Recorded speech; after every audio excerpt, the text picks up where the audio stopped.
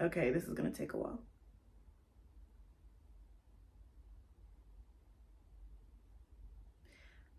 Why is it taking so long to catch? Oh, there we go. All right, cool.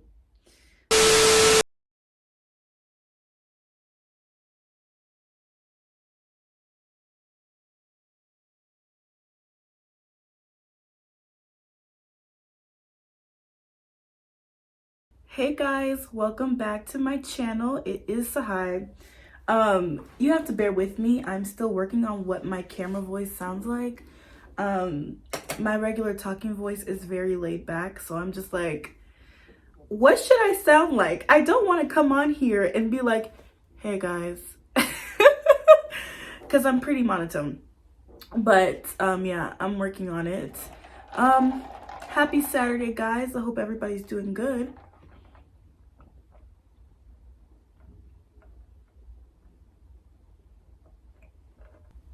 I'm making this video today. This is gonna be another comfy, cozy, grab you some tea, grab you some Chick-fil-A, get you a snack, get you a blunt, something to, you know, ease back, relax. We're gonna have a chat. You've arrived. Finally. Welcome to my Caucasian home. Who am I? Like, what is this? I think today the topic I wanted to talk to you guys about, I'm trying to make sure I'm looking in the right place. Okay. Whatever, I guess.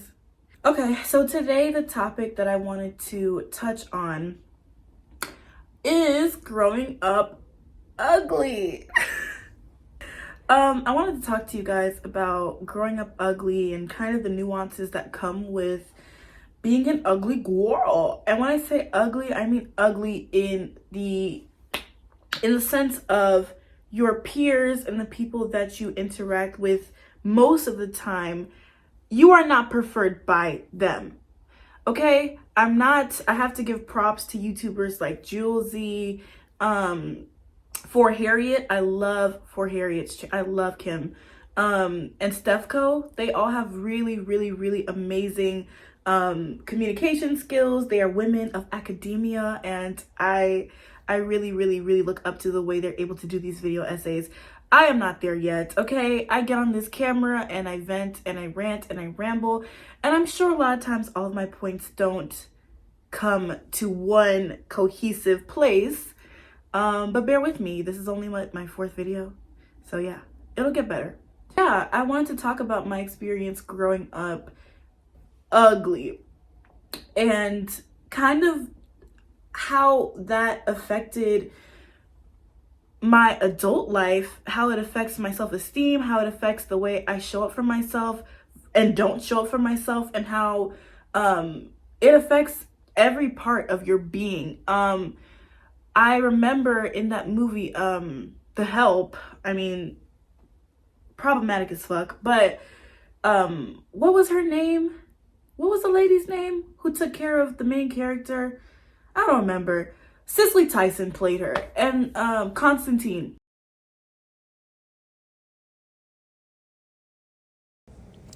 Actually, it wasn't Constantine. I That was think her it was name, Aileen or and somebody. she said something I don't along know. the lines I of, forgot, y'all. you know, a girl has a hard road, a long road ahead of her if she's not pretty. And yeah, I felt it. And I think I first saw The Help when I was maybe like, I don't know, it had to be like maybe 13 or 14 or something like that. And I remember really, oh shit. I remember relating to Scooter's character, because the whole movie, I mean, one of the main underlying plots was that she was unattractive and not fit to be married and do all these other things. So she threw herself into work, and she was like, you know, ahead of her time for that time, because she was all about working, and, you know, everybody else was getting married, whatever. And I definitely have ugly duck syndrome. Let's go back. Let's take it back, way back. Back to the beginning. Let's go back. So I was born in New York City. We keep it real. Fuck your life! Bing bong! He had too many shots. You want a shot? Hey, yo, Ariana Grande, what's up, mama? I'll come to Coney Island, take a spin on the Cyclone. I miss you. But I was raised here in Atlanta, Georgia. I didn't know that this man dead the fuck serious about running for president. Yes, he is. He is? Oh, dead the fuck serious. So Atlanta is home for me. And my parents are Caribbean, so my mom is Guyanese. And my dad is from Grenada, which is a teeny tiny little island near Trinidad. And I have to say that because nobody ever really knows where Grenada is. But if you're from Grenada, please let me know in the comments, because whenever I find other people from Grenada, we see each other. I see you. I see you. We good. Okay. We good. I see you. We see each other. We see each other. We good. So yeah. So I grew up in a very Caribbean household. My parents made it very, very, very important that we grew up in a space where we were very Afrocentric. So yes, it was a very grassroots upbringing. And I say all of this to give you guys some context, and it'll make more sense later on in the story. It was a very disorienting experience when I got into middle school. And that's the time when everybody is becoming way more self-aware. You know, we care way more about how we look. We realize that other people can see us when we leave our homes, and how you look matters. And it hits you really hard. It hits you really hard. I mean, you go from a world in elementary school where it's really friendship centered. Everything is friendship based. You probably had boys that were your friends that you would play with, to going to middle school where it's two totally different worlds and looks rule. So in middle school, I remember it just being so shocking. In elementary school, I did get picked on. I got picked on for stupid things like, oh, you know, I had a gap in my teeth and that was funny. And I did develop quickly, so I did have breasts in like 4th and 5th grade. So I was like a freak of nature. That happened. But it just got so bad. It got so bad in middle school. And I'm 23 for everybody's reference. I'll be 24 in December. Capricorn gang, we the best. Girl, shut the fuck up. You thought you ate that? Anyways, when I was in middle school, it was very much like, what was the era? Like, what was the... I'm trying to think what was like the thing when I was in middle school. Hold on, let me dig.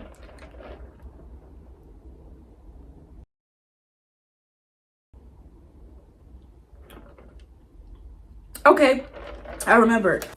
It was all about Young Money. It was red bone, yellow bone. I want a long hair, thick red bone. Yeah, that was what was ruling the time. People like Honey Cocaine and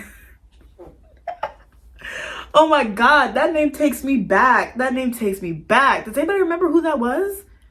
Let me know in the comments. But people like Honey Cocaine, India Westbrook, that uprising of the light-skinned, mixed, racially ambiguous look was king. So if you were light-skinned, you had green eyes, hazel eyes, you know, 3B, 3C, whatever, 3 hair, you were that girl.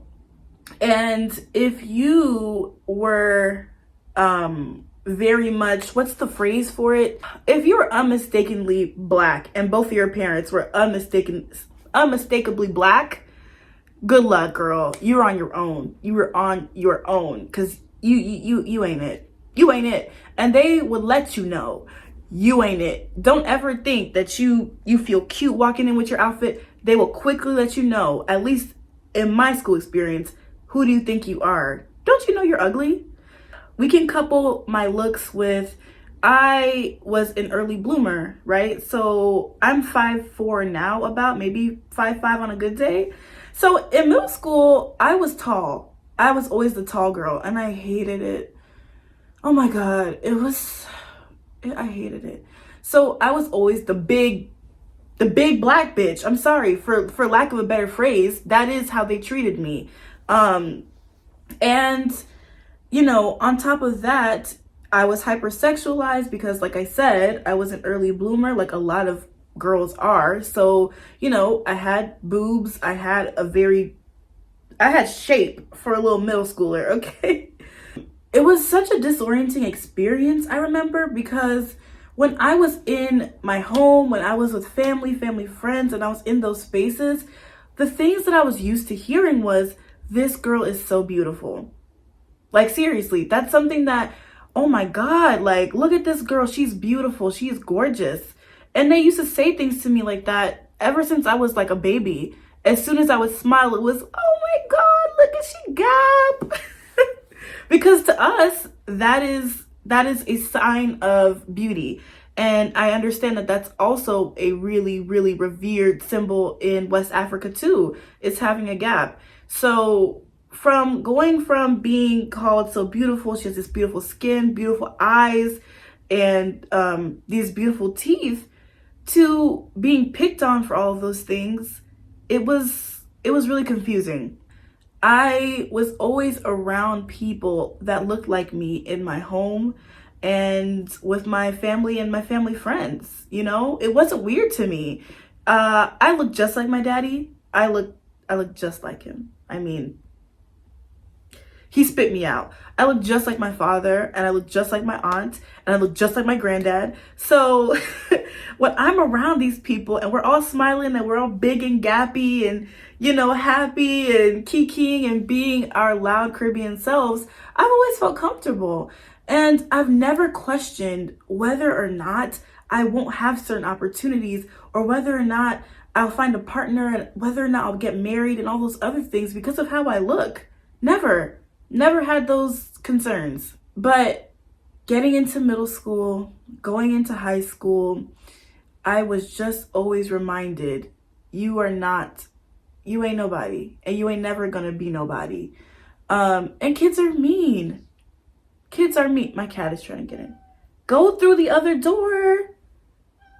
Come in through the other door. And so, you know, I just remember I didn't have any dating experiences in high school. A lot of people did. I did not. And I think part of it was I wasn't attracted to the guys in high school, and they weren't attracted to me. But sometimes I question if I would have been attracted to them if I didn't subliminally tell myself, well, there's no reason to be attracted to them because they don't want you.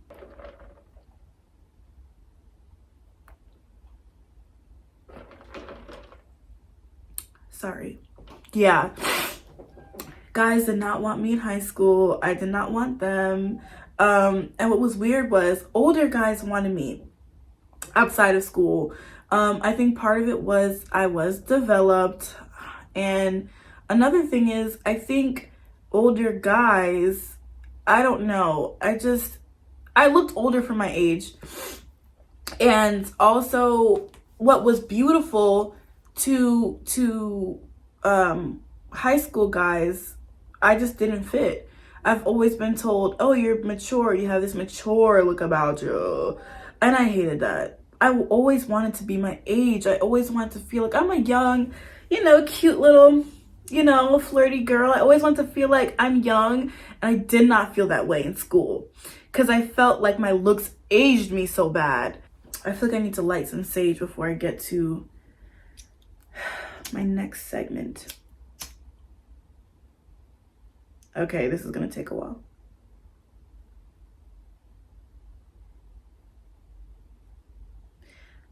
Why is it taking so long to catch?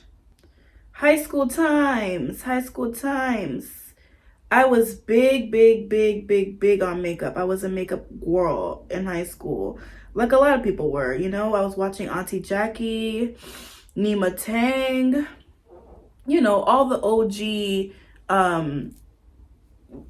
Black women makeup gurus. Those were the girls to be. I was watching all that shit.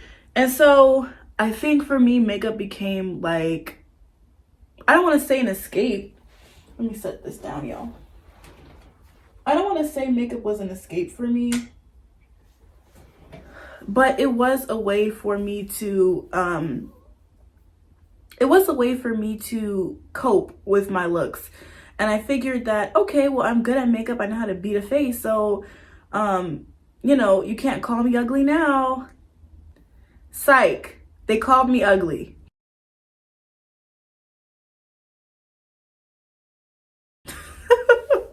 I didn't care anymore. I think I got to a point where it was just like, you know what? I can't change the way I look, man. And I don't want to confuse that with self-confidence, because it wasn't really a confidence. It was just like well, if this is the face I have to go through life with, if this is the body I have to go through life with, then I'm gonna do that. Aw, she found her way in. Hi, baby. So yeah, that was my experience. Hi. High school time, doing makeup, being a little MUA in high school was fun. But when I graduated now, I went to college and I was like, okay, my dating world opened up some more, where you have more options. You don't have to only limit yourself to the people in your school. Then, Tinder comes into play and all these other dating apps become, something that's accessible to me. And what I quickly learned, now this is, what year was this? I graduated in 2017. So graduated high school 2017. So let's say around 2018, I started dating and interacting with guys and, seeing how that arena was going to treat me. Trash. I mean, garbage. I don't even have to go into that. Y'all, you know what it's like when you first start interacting with guys. You don't really understand them. You don't know the language. So you're getting played. Yeah, I was just getting played. That's what was happening. But the climate has been changing. The climate has absolutely been changing. It's so interesting to me to see the rise of unconventional beauty. Okay? It's so refreshing. But it's also annoying, because now that I am 23 years old and I've grown into my looks some more, I've grown into my body, I know what looks good for me. I know, I have my own little style, and I also have standards and some self-esteem. Let's start there. But with all those things coming into play, the types of guys that I attract now and the things that they tell me is a little bit... It's a little wild. And I had a low cut for years, guys. I didn't mention that, but I was bald for years. I cut my hair off in high school. Yeah, which is pretty unheard of. But I cut my hair off in high school. I had a low cut. It was really cute on me. I loved it. I was always bleaching my hair and changing up my colors, and all that other stuff. So being brown / dark skin, being chubby / thick, being unapologetically and unmistakably African Caribbean, all of those things made me undateable and invisible to the men that I went, or the boys that I went to high school with. So leaving that arena to where I'm having men tell me like, wow, like, you are beautiful. Where are you from? God took his time on you, all this other stuff. I was kind of like, now why are you lying? I was just like, it was a little bit disorienting. Because it felt disingenuous, because I was just so used to, not hearing anything from anybody, from the male species at least, that wasn't platonic. Now that I'm older and the things that I was picked on for is what kind of drives men to me now, it's a little bit crazy.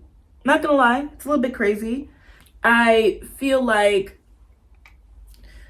it's a little bit annoying, because now it's like, oh, like, I love a girl. I love to put these glasses on. It just makes me feel like I have something important to say and I'm just chatting shit. But it's just so funny, because it's like, oh my God, you're so cute. Like, I love your gap, I love your eyes and your beautiful face. And, these need to be cleaned. So I think growing up ugly, it's like, let me go grab my I need to grab a comb because my hair is crazy. Hold on. They say it builds character because you have to rely on intelligence. You have to rely on your ability to speak and what you can add to a conversation rather than just looking pretty and getting that type of privilege. Pretty privilege is absolutely real. It's absolutely a thing. And the older I get, though, the more I kind of feel like I don't care. I don't care. Like, where's my key fob?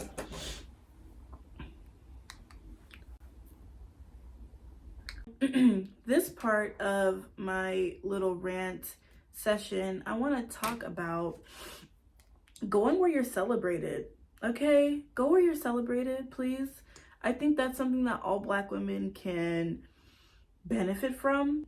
I think society and the world we live in makes it very clear what they do and don't like about us, which ones of us they like, and the conditions that it takes to be treated like a person. I spent a good couple of years. It didn't take me too long, but I spent a good couple of years when I first started dating, you know, sifting through guys and seeing how different people of different places, different origins treat me. And I got into a place where I know who likes me. Okay, meaning I know whose type I am, and they happen to also be my type. And that's what I stick around. There was a period of time where a lot of West African and Caribbean men would just be like, oh my gosh, like, I want to take you home as in back home to the country, not home to their house. You're so gorgeous, you're this, you're that, blah, blah, blah, blah, blah, blah, blah, blah, blah, blah, blah, blah, blah, blah, blah. And I was just like, who's lying? Who is lying?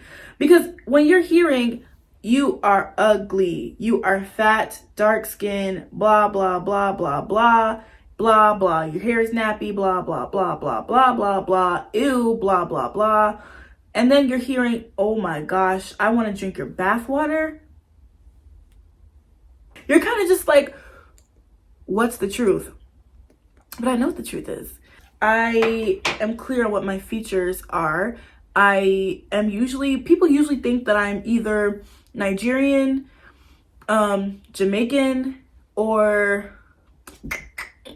from Ghana. Those are the places that I usually hear that I look like I'm from. They're not far off. I mean, I am Caribbean, but ancestry-wise, I am Nigerian, like most of us. Let me show you guys a picture of me from when I was a little youth. Oh shit, y'all can't see. Can you? Ring light is not trying to let you be great. Ooh, there we go. There she is. Hi. That was a cute little thing. And so it's just interesting now that I'm an adult and I know, you know, I go where I'm celebrated, okay? I go to African clubs, I go to Caribbean clubs. I like to hang around those people because their standards of beauty, it's so refreshing.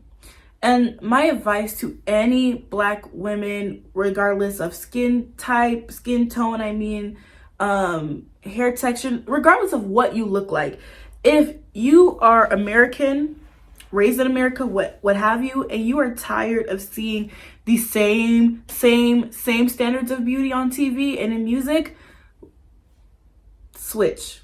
Listen to Afro beats, watch their music videos, watch their TV shows, watch their movies. I promise you, it'll give you a totally different outlook on who you are and what your standing is in the world. Because I feel like a lot of times as, you know, Americans, we are very much, our society doesn't do a good job at actually teaching us and exposing us to other cultures and other countries and other, you know, civilizations. Not really. So it can be really easy to think, well, shit, I'm a 5 in America, so I'm a 5 in the world. Girl, no. They're not lying. When you see comments saying, girl, go to Ghana, girl, go to Nigeria, they're not lying. They're not lying. The women that they find beautiful, it's so refreshing. Because I feel a lot of times as Black women, we can see the beauty in other Black women, whether it's conventional attractiveness or unconventional attractiveness. We can look at a Black woman and say, she is so gorgeous. And it's frustrating a lot of the times because, you know, it doesn't really matter how much we can find each other beautiful if you're heterosexual. You want a guy to think that you're gorgeous. You don't always, you know what I mean? And so seeing the women that they make famous, seeing the women that they put in their music videos, I mean, it's just a different experience. It's a different vibe. And that's not to say that they don't have their own colorism issues, okay? What is the show, Young, Famous, and African?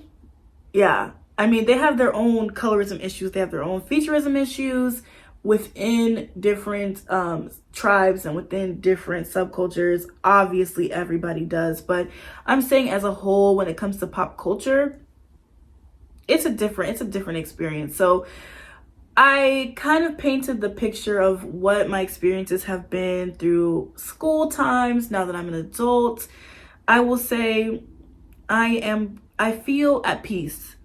I feel at peace and I feel at home in my body and in my face and in my looks. And it feels so amazing. It feels really good. I think for me at least, it's not even a matter of, you know, I know how to do my makeup now, or I know how to do my hair and I know what's flattering on me. It's more of just, this is what it is. This is what it is. Take it or leave it. You don't like it? Move the fuck on. I'm not for everybody, and that's okay. Whereas in the past, it was very much like, you know, kind of hoping and praying that maybe somebody will see the good in me, or maybe somebody will think that I'm gorgeous. Maybe somebody will think that I'm pretty enough to talk to or give their time to. Whereas now it's like, okay, you can't figure it out? Move around. Get out of line. Get out of line. Like, if you don't want to talk to me, get out of line. And it works for me. And I thank God for it. I thank God for it. I used to really want to be a model. That was like my dream thing. I always wanted to be a model. And I gave up. I think it happened subliminally, but over time, I think I just stopped trying. And I started to feel resigned to, you know, who would pick me. I've been to so many castings. I've did a lot of auditions. I've done a lot of things, and I gave up because I felt like, who's gonna pick me? Like, pick me, choose me, love me. So pick me, choose me, love me. That's how I felt. I wanted to be picked so bad, and I wasn't getting picked. Part of it is because I'm plus size, and the other part is I'm short. And the other part is, you know, I just felt like I didn't have the exotic look that a lot of brands want, right? If you're a Black woman, you have to be very dark skinned and you have to be, what is the phrase? Model-esque. Like, you need to be very tall and very limby and, you know, long arms, long legs, very striking features. And I'm just pretty. I'm just cute, and that's okay. But I have a friend named Nia who has been telling me for years, I really want to see you model. I really want to see your face out there. I really want you to try. So I think I included that point just to express that even though I'm comfortable in myself now and I absolutely think that I'm a beautiful person inside and out, I still have insecurities. I still have doubts. I still have, you know, moments where I'm like questioning whether or not I am good enough for certain spaces. And that's okay. I'm working on it. I would absolutely love to hear your guys's, I'd love to hear your guys's thoughts. What has your experience been as far as school? You know, how old are you? What era did you grow up in? What was the look when you were going through your adolescent years? And if you want to be vulnerable, please do. This is a safe space. I would love to know. what your experiences have been, and what are some things that you are insecure about when it comes to your looks as a Black woman. What are some things? I will say I am so happy that now there are so many books and videos and movies and TV shows that are telling little Black girls, you know, here's how you put your bonnet on at night, and you know, you have beautiful hair, your hair is your crown, and the representation is just it's 10 out of 10. And I was getting those messages at home from family, but when it's not being universally put out on these big platforms, there's a gap, because you're being told that you're, you know, you're worthy and you're beautiful and all these other things, and nobody else is getting those messages. So, you know, you're being told that you're one thing at home, and you're being treated like the scum under someone's shoes when you leave your house. Those are some really traumatic and violent experiences that Black women, we have to endure. And I'm just hoping that as time goes on, and by the time I have my own youth, God willing, that things will be a little different. Very different, actually. So yes, guys, please leave your thoughts in the comment section. Let me know, what did you think about anything that I said? Were there any points that you could relate to? And how you kind of dealt with it. So yeah, thank you guys for watching. I plan on uploading every Saturday. This is gonna be a thing that I do. And as you can see, the production value is going up just a little bit, just a little bit. So yeah, I'm so glad that you guys are here with me. Please like, comment, and subscribe, and I will see you in the next one. Bye. Number card. And the rest is history. Excuse me? I don't have any spare change, I'm sorry. Stop. Excuse me, I'm on the phone with Kirstie Alley, as that means anything in this town anymore. Kirstie, I'm gonna have to call you back. You set off the alarm. Is that your bag? Yes, this is my bag. I got it from